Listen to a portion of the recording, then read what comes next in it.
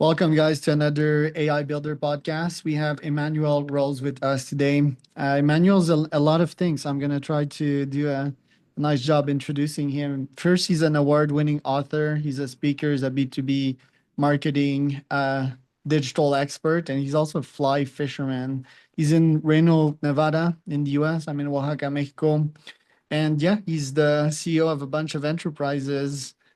He also runs a podcast, as you will see behind him, marketing in the age of AI podcasts. So we're going to talk about podcasting today, authorship. He also authors a children's book, and yeah, AI as a general for a growth factor in your business. So this podcast is presented to you by my podcasting agency. It's called podfire.com. So if you want to grow a podcast, start a podcast, scale a podcast, get sponsors, get guests, or get yourself booked on other pods, you can reach out via podfire.com. We have a free ebook that we have that's about AI podcasting. And we also have a masterclass with a pretty nice promo for the holidays if you want to fast track your process to podcasting. So, podfire.com. Emmanuel, welcome to the pod. Tell me a bit more about yourself and what you're up to nowadays. You bet. Thanks, Charles. I appreciate that. Uh, Boy, I'm just working on staying in touch with what's going on in AI for marketing. It's amazing how quickly everything's moving still. I just finished a book on prompt writing that was based on a number of the podcasts that I did. So for the next few months, that will be relevant until it all changes again. There you go. Yeah, because it moves so quick nowadays. Tell me about your background because you started in sales, marketing. You're a consultant as well. Tell me about your background and how it evolved into what you are today. Yeah, I was just one of those kids who was always interested in making money. I sold seeds door to door in order to buy my first boomerang when I was 6 years old, and I cut the lawns for people, and I did all those things, and eventually I was able to start my own mail order business back when that was a thing, and just since I was like 19, I just keep staying up with what's going on in sales and marketing.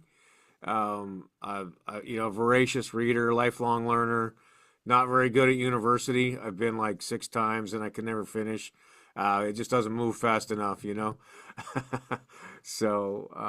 then about 15 years ago, I had a bad experience as an employee where I didn't get bonuses that were promised to me. And I said, well, I just got to work for myself then. And that's when I started my marketing agency and started out with doing e-commerce websites and social media and web design, and that was about 15 years ago. So just try to stay up to date with what's going on in technology and marketing. Right. So, a day in your life nowadays, how do you split it between podcasting, authorship, and AI stuff? Yeah, that's a good question. Well, I get up every day at 3:30 to meditate, and Whoa. so I get up early and either get some writing done or get some client work done right after that. And then, I keep the podcast to 2 days a week. And so sometimes I'll do 3 or 4 podcasts on Monday and Wednesday. And then the rest of the time I'm doing research or writing, or exercising like you got to keep the body solid also to be able to keep the mind going. So, uh, it's a lot of golf, a lot of time outdoors, hunting and fishing and camping, and away from the technology as much as I'm in the technology. The 3 a.m. stuff, did it take you long to wake up at that time? Do you naturally wake up at that time? And do you struggle with starting your day with meditations? Because me, I remember waking up trying to meditate and falling asleep. Yeah. Well, yeah, I think that's part of the process, right? Yeah, the 3:30 thing is it took a while to get used to, but now I do start to wake up. Often I'm awake earlier than that now in preparation for that. And and it's been about 5 years that I've had that practice. So I can see you did a Vipassana retreat though, so you know how to be in touch with those that type of activity. Yeah, sort of, but like I don't like using these accomplishments as badges, but this one it's mostly a badge, which I don't use much, by the way, Yep, because I didn't get much from it, or at least consciously, right? yep, I don't think I've gone deep enough. I think it's a starter. It's like a starting a fire. I do think I'm gonna revisit that later in my life and get like the real benefits and get the some life-changing effects out of that one because I've done other activities that get me on the self-improvement track faster. For example, mushroom ceremonies yep, or temazcal. It's a Mexican sauna yep, or yeah, just like retreating by myself with a journal with my business, which and work on my business, which is what I'm about to do quarterly in the next year. But you also seem to have these other meditative activities going for you. So hunting might be a good one that I'd be willing to explore. And yeah. fly fishing, do you find yourself in flow states in these activities? What do you gain as a human, as a founder from going fly fishing or hunting, for example? Yeah, absolutely. There's flow states in both those activities. Um, a you're like if you're fly fishing. When I'm fly fishing, I'm in moving water. I'm usually in a very remote place by myself, and I have the experience of observing animals. Like this fall, I had some raptors that were fishing near me, and I got to observe them every day from my camp, and so there's these events that you can reflect on and ground into in the times of chaos that follow. So yeah, there's definitely flow states. Hunting is the same way. I'm bird hunting, so it's often long walks, working with a dog, and some days you don't even fire the shotgun, but you've been on a big long walk. So and you typically I'm by myself for the most part in that situation as well. So do you do shotgun hunting? What do you think about like bow hunting? Like yeah, Cam Hines. I read his Yeah, book, love his stuff yeah, about fitness, about hunting, about sure. solitude and insights and spirituality in the act of hunting. What do you think about bow hunting?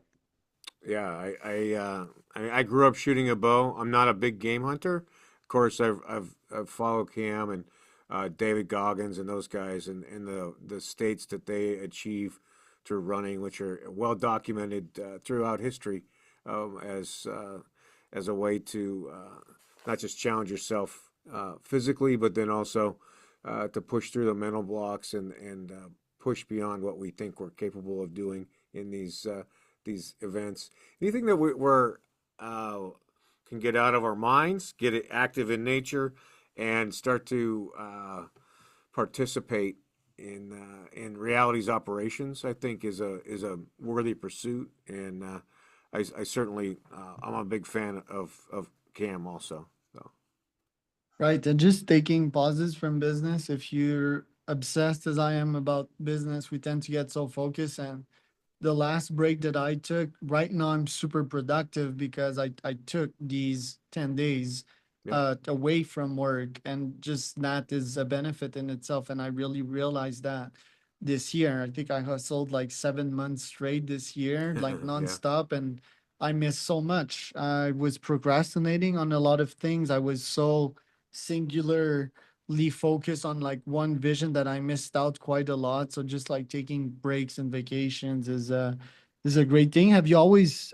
taken these retreats, these kinds of breaks when you were a younger entrepreneur, or only now? yeah. It's always been a part of my life, spending time outside like that. I'm more committed to it now than ever because I know of the value that you're speaking about.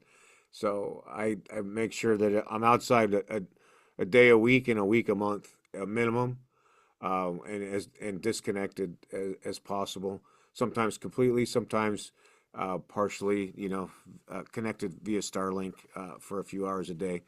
But having that time to just to sit and listen to the water and the wind, and be in meditation or in an activity is enhances the experience. It's part of what we were, I believe, what we were incarnated for, and it helps to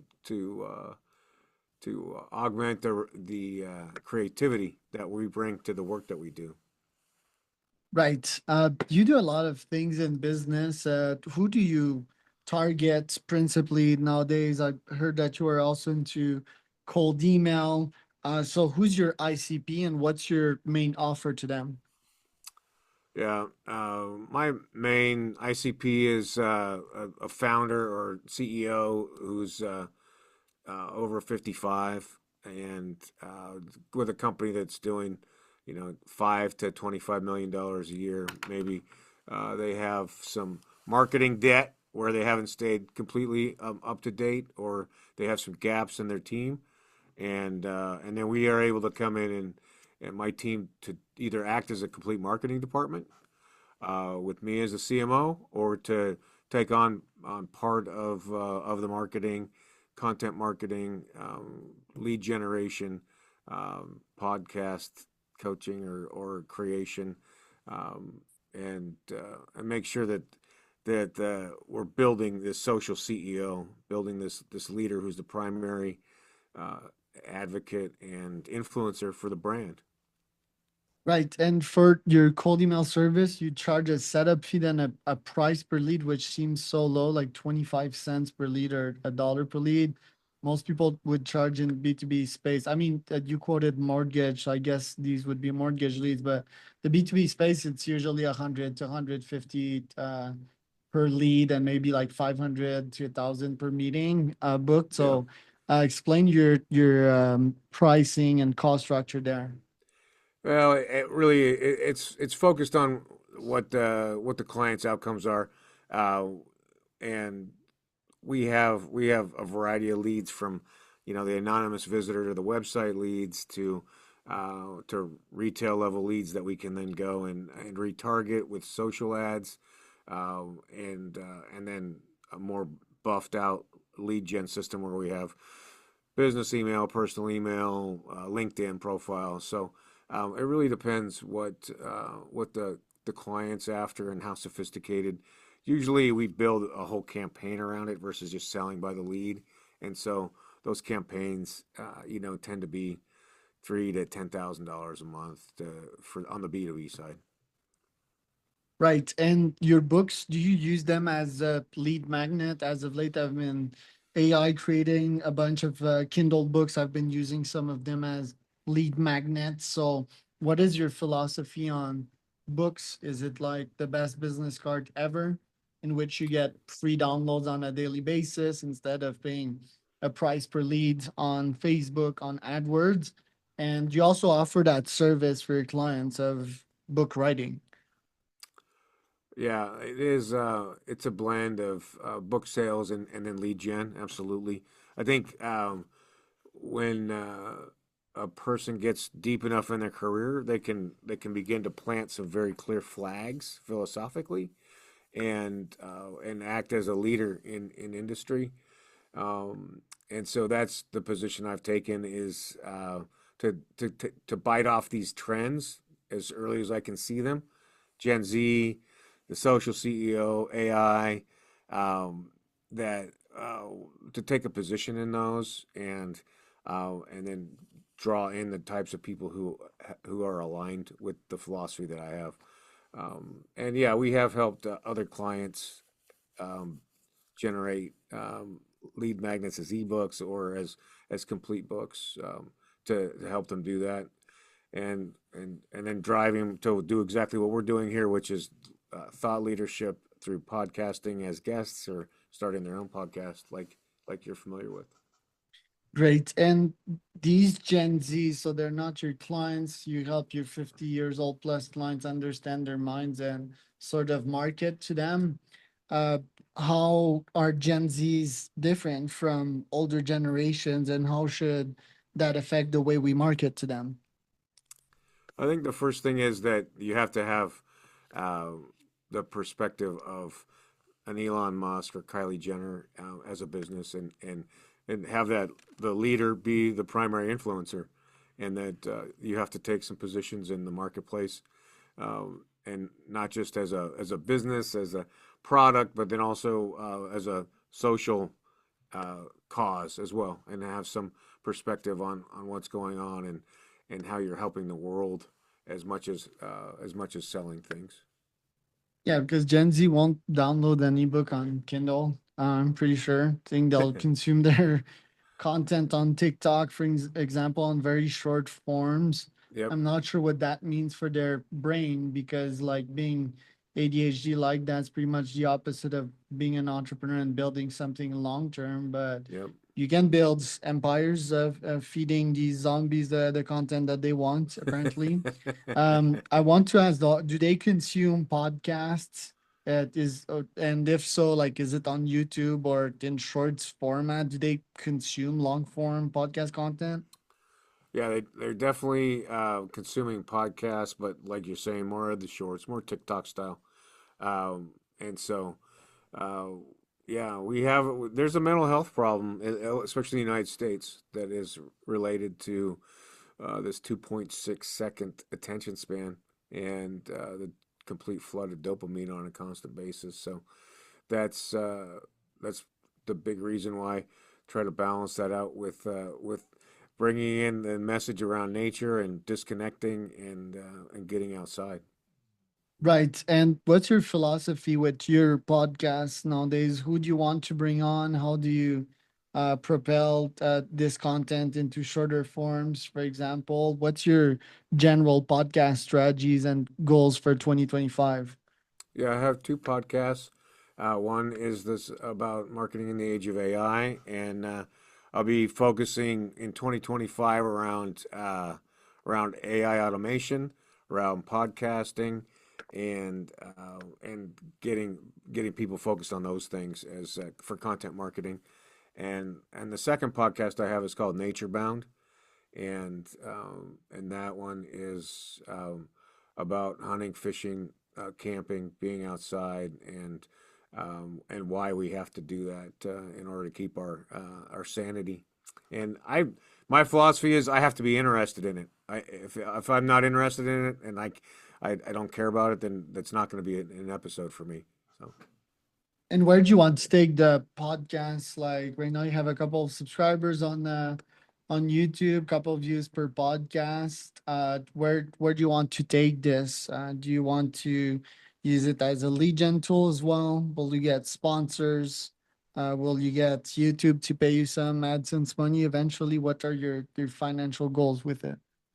yeah, that's a good one. My first thing was to get the first 100 episodes done, which I'm getting ready to record my 100th episode anniversary podcast, and then I'm building these special interest uh, podcast series, which the first one will be about AI automation, and then I'll look for sponsorship in order to grow that. I have a list of about 3,000 CEOs that I send announcements out to. So it kind of use it as inside the search of Google and Spotify, and then also as outbound. Got it. And how do you use AI to grow that podcast? I've seen that you use Opus most likely to create some short videos. Do you use AI to reach out to these guests to produce potential questions for them? Yeah, definitely use it. I use Perplexity to generate introduction and a first three or four questions because uh, usually it's very conversational, my style, and then yeah, we use Opus and ClipScribe, and then Twitter ads and Loop Genius is the pay-per-click service that's AI generated social ads. That's pretty cool. And for the podcast itself, what's your philosophy on bringing sponsors in? Yeah, I'm interested in having that conversation and seeing how it would flow. I think the would be around having sponsorship to create more shorts, more posts, more promotion on pay per click versus having it be part of the show. Right. Have you thought of like promoting products via affiliate links in the description of your pods as a start to attracting sponsors? I have done the affiliate links in a few podcasts, specifically for like Avia, AI tool. But no, I haven't put a lot of I haven't ground that one out yet. I think it's Beehive that also has a marketplace for sponsoring some content, which is pretty interesting. Like Nike wants to sponsor my newsletter. That's Oh, been cool. interesting. Like, Yeah, how have you been growing micro revenue sources this year? Because you have the consulting, you have the higher ticket products. Have you yeah. been also generating revenue on the micro revenue front? Some micro revenue, yeah. Through affiliate, through like Podmatch, which is the Podmatch podcast connection service. Through Avia, I'm affiliate there, and through one of the Book Like a Boss, which is a calendaring system.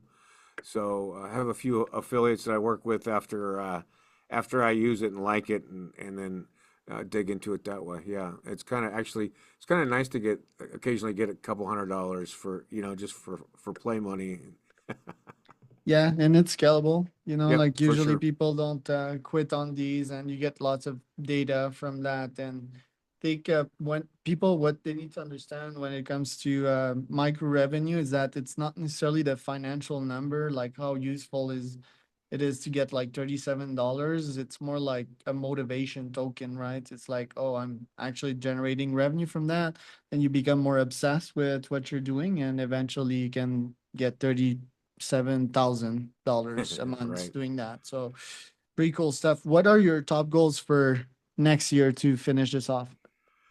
Let's see. I've got a list of 7 books I've got to update to get current, and that's one of the challenges of writing about technology. Right, is things go out of date very quickly. So that's the first thing is make the updates to my books, and then for me to get 5 keynote speeches this year. I did 2, so I want to get that number up, and and then make sure that I maintain my day day per week and week per month excursions so that I can be the strongest human possible. There you go. Well, thank you, Em. Where can people find out more about you and your business? They can go to emmanuelrose.com or search Google for Emmanuel Rose, and I'll show up first on that.